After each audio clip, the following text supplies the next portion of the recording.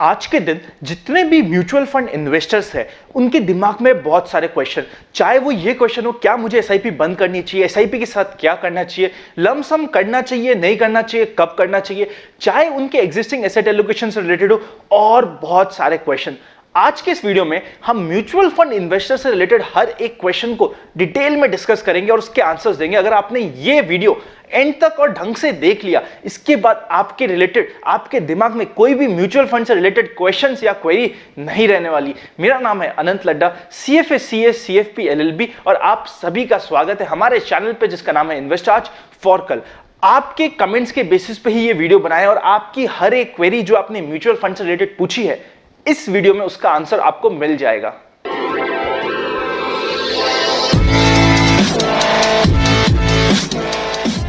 सबसे पहला क्वेश्चन जो आपके दिमाग में है वो ये है, क्या मुझे मेरी इक्विटी एसआईपी बंद कर देनी चाहिए या फिर for the time being pause कर देनी चाहिए जब तक मार्केट वॉलेटाइल है? इसका आंसर सिंपल सा है, आपका फोकस कहां है? इमोशन पे है, अर्निंग पे है, टेम्पटेशन पे है, टेम्परामेंट पे है, पैनिक पे है, पीस पे है, 6 मंथ्स पे है या 6 इयर्स पे है? अगर आपने अभी रिसेंटली इक्विटी एसआईपी स्टार्ट करी है और आपका गोल 5 साल 7 साल 10 साल दूर है, तो you should be happy about it, because equity SIP आप करते ही उस दिन के लिए हो जब मार्केट करेक्ट होना स्टार्ट हो। बिकॉज विथ एवरी एसआईपी हम एसआईपी अमाउंट तो इतना ही देंगे पर यूनिट्स हमें ज्यादा मिलेगी। जब हमें ज्यादा यूनिट्स मिलेगी तो लॉन्ग टर्म में जो फायदा एसआईपी का एवरेजिंग का जो फायदा होता है वो फायदा ही तब मिलेगा जब मार्केट करेक्ट हो रहा है उस समय इन्वेस्ट कर रहे हैं। इसका मतलब ये बिल्कुल भी नहीं है कि मैं कह रहा हूं कि जो आपने एसआईपी एक बार कर दी वो 10 साल के लिए चालू करनी है, बिल्कुल भी नहीं है। मेरे सभी इन्वेस्टर जानते हैं, मैं हमेशा बोलता हूं एसआईपी करो भूल जाओ, ये गलत है। एसआईपी करो, ध्यान रखो और फोकस हमारा गोल पे रखो। मतलब अगर हमारी एसआईपी हमने किसी फंड में स्टार्ट करी है, वो वैल्यूएशंस के बाहर जा चुका है, तो हमें उस फंड की एसआईपी को स्टॉप करना पड़ेगा, दूसरे फंड में शिफ्ट करना पड़ेगा जो है वैल्यूएशन कंफर्ट जोन पे। अगर हम एडिशनल अल्फा या एक्स्ट्रा रिटर्न्स लेना चाहते हैं तो हमें वैल्यूएशंस के बेसिस पे ध्यान रखना पड़ेगा हमारे पोर्टफोलियो पे, और हमारे पोर्टफोलियो में इफ रिक्वायर्ड चेंजेस भी करने पड़ेंगे। मेरे सभी इन्वेस्टर्स जानते हैं हम frequently, not very frequently, every 2 years 3 years जैसी वैल्यूएशंस किसी फंड का बाहर जाता है, सेलेक्टिव इन्वेस्टर्स के लिए जिनके पास भी वो फंड होता है वो चेंज हो जाता है। आपको भी ध्यान रखना है, वैल्यूएशंस के बेसिस पे फंड हमेशा चेंज होंगे, इस चीज का हमें ध्यान रखना है। सेकंड क्वेश्चन जो आपके दिमाग में है वो ये कि सर चलो एसआईपी हमने चला ली, मेरे पास लमसम पैसा भी है, क्या मैं उसको इन्वेस्ट कर दूं?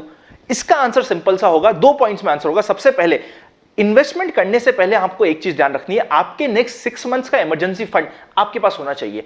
फाइनेंशियल प्लानिंग का सबसे इंपॉर्टेंट पार्ट होता है कि हमारे पास हमारा इमरजेंसी फंड हो। अगर आपका 6 मंथ्स का इमरजेंसी फंड नहीं है और या फिर आप उस इमरजेंसी फंड को यूज करके इक्विटी में इन्वेस्ट करने की सोच रहे हो, नहीं करना। हमें सबसे पहले 6 मंथ्स की इमरजेंसी फंड के लिए तैयारी करनी है। अगर वो रेडी हो गया, इमरजेंसी फंड कितना होता है? जितना आपका मंथली एक्सपेंडिचर होता है मल्टीप्लाई बाय 6। अगर मेरा मंथली एक्सपेंडिचर 25,000 रुपए महीना है, मल्टीप्लाई बाय 6 करूंगा। अगर 1 लाख रुपए महीना है तो मल्टीप्लाई बाय 6 करूंगा। उतना फंड मेरे पास कंफर्टेबली लिक्विड फंड में या फिर सेविंग बैंक अकाउंट में होना चाहिए। जब वो फंड मेरे पास है, उसके बाद मैं इक्विटी में ऐसा पैसा डालना चाह रहा हूं जो 3 साल से 5 साल का मेरा टाइम होराइजन है। इससे अच्छा टाइम हमें नहीं मिलेगा। जैसा मैं हमेशा बोलता हूं, कैश द क्रैश, मतलब ये जो क्रैश हुआ है उसको कैश करने का इससे अच्छा मौका नहीं मिलेगा। वैल्यूएशंस के ऊपर हमारा वीडियो आ चुका है, डिस्क्रिप्शन में लिंक रहेगा, देख लीजिएगा। आज इतनी सस्ती वैल्यूएशंस हो गई है, जब वैल्यूएशंस महंगी थी, आज से ऑलमोस्ट 1.5 डबल टाइम्स थी, तब हम इन्वेस्टमेंट करने के लिए रेडी थे, क्योंकि हमें पास्ट के 1 साल के रिटर्न बहुत अच्छे मिल रहे थे।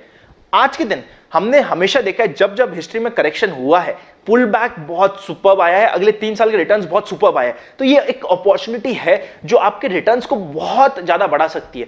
पर इन्वेस्टमेंट करने से पहले एक चीज, रादर 2 चीज ध्यान रखनी होगी। पहले, हमारा इमरजेंसी फंड हमारे इंटैक्ट होना चाहिए। दूसरा, हमारा टाइम होराइजन मिनिमम 3 से 5 साल होना चाहिए। अगर आप शॉर्ट टर्म के लिए आना चाहते हैं तो एक बार रुक जाइए, अभी ये टाइम नहीं है शॉर्ट टर्म में इक्विटी में इन्वेस्ट करने का।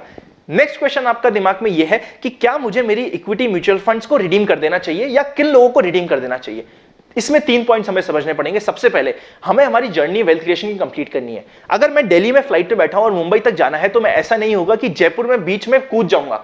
मुझे मेरी जर्नी कंप्लीट करनी पड़ेगी। अगर मैंने जर्नी कंप्लीट नहीं करी तो मेरे को हमेशा रिग्रेट रहेगा कि यार मैं मुंबई पहुंचा ही नहीं, या फिर मेरा कंप्लीट वेल्थ क्रिएशन हुआ ही नहीं। सो हमें हमारी जर्नी तो हमारी गोल प्लानिंग के अकॉर्डिंग कंप्लीट करनी पड़ेगी। पर अगर किसी का ओवर एक्सपोजर है इक्विटी में, या फिर मतलब सबकी रिस्क प्रोफाइलिंग होती है, उनकी रिस्क के अकॉर्डिंग इक्विटी और डेट, मतलब risky portion, non risky portion, equity और डेट का एलोकेशन होता है। अगर आपकी रिस्क प्रोफाइलिंग के अकॉर्डिंग जो आपका एलोकेशन बनता है वो अभी तक हिला हुआ है, हमारे सारे इन्वेस्टर्स बेफिक्र रहिए, आपका हमने प्रॉपर्ली डेट और इक्विटी में एलोकेशन कर रखा था, कुछ लोगों का नहीं था, उनका हमने पिछले हफ्ते भरों में ऑलमोस्ट हर जने के पोर्टफोलियो हम चेक कर चुके हैं और मेक श्योर कर चुके हैं कि सभी का एलोकेशन उनके रिस्क प्रोफाइलिंग के अकॉर्डिंग सही हो। अगर आपका नहीं है तो ये टाइम बहुत अच्छा है कि आप अगर ओवर एक्सपोज्ड है, मतलब एक ऐसे लेवल तक आपने इक्विटी ले रखी है कि आपकी रातों की नींद उड़ जाती है। देखिए इन दी एंड चाहे इक्विटी मार्केट हो चाहे आदमी हो, जाना एंड में ऊपर ही है, पर इससे पहले कि इक्विटी मार्केट ऊपर जाए, हमारी हार्ट बीट ऊपर नीचे होने लग जाए, ऐसा हमें नहीं करना। इक्विटी अगर आपका ओवर एक्सपोजर है तो ये राइट टाइम है। मार्केट अभी थोड़ा पुल बैक हुआ है, 12,000 निफ्टी था, टूट के 8,000 7800 तक टूटा और अब वापस से 9, सवा 9, 9,500 तक पहुंच गया।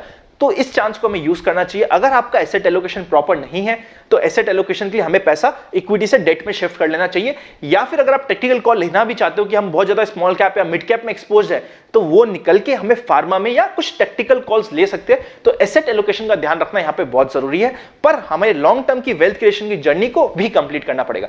दोनों चीजें ध्यान रखनी पड़ेगी। और नेक्स्ट क्वेश्चन कि आज के दिन बेस्ट फंड कौन सा है। अगर आप चाहते हो कि इस चीज पे मैं वीडियो बनाऊं, डिटेल सीरीज ऑफ वीडियो आएंगी, हर कैप वाइज वीडियो बनाने का मैं प्लान कर रहा हूं। अगर आप चाहते हो तो कमेंट करके बताइए क्या आप म्यूचुअल फंड्स पे बेस्ट म्यूचुअल फंड से related back to back videos with technical analysis with details हर एक चीज के साथ अगर वीडियो चाहते हैं तो कमेंट करके बताइए।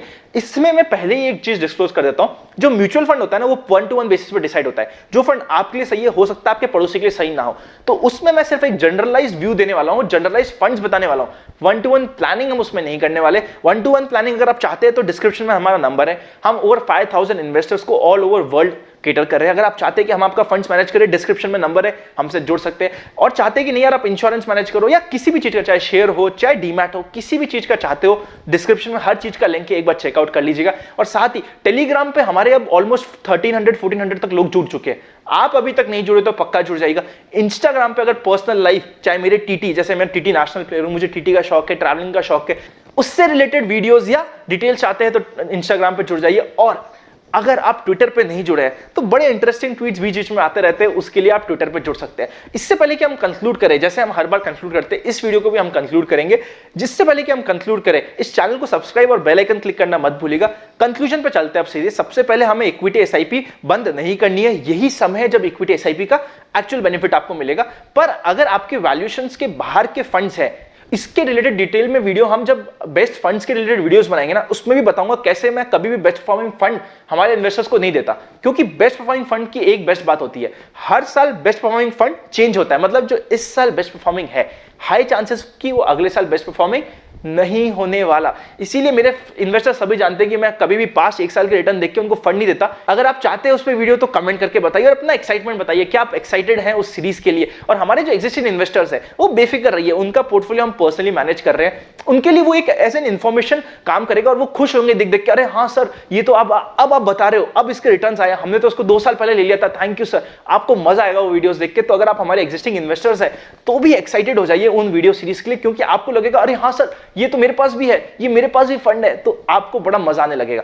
कंक्लूजन का सेकंड पॉइंट है, फर्स्ट पॉइंट है एसआईपी हमें बंद नहीं करनी है, पर वैल्यूएशन बेसिस पे चेंज करने की जरूरत हो सकती है।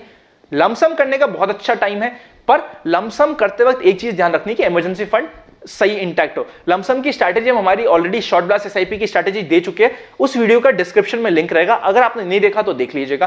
थर्ड, क्या मुझे रिडीम करना है? जी नहीं दोस्तों, रिडीम नहीं करना है। ये बहुत अच्छा टाइम है कि आपको हम अपनी पूरी लॉन्ग टर्म जर्नी को कंप्लीट करना है। पर अगर आपका एसेट एलोकेशन बिगड़ा हुआ है तो आपको रिडीम करने की जरूरत पड़ सकती है, या आपके फंड्स वैल्यूएशंस के बाहर है तो आपको रिडीम करने की जरूरत पड़ सकती है। आई होप आज ये 3 आपके इंपॉर्टेंट क्वेश्चंस जो दिमाग में थे वो सॉल्यूशन मिला होगा।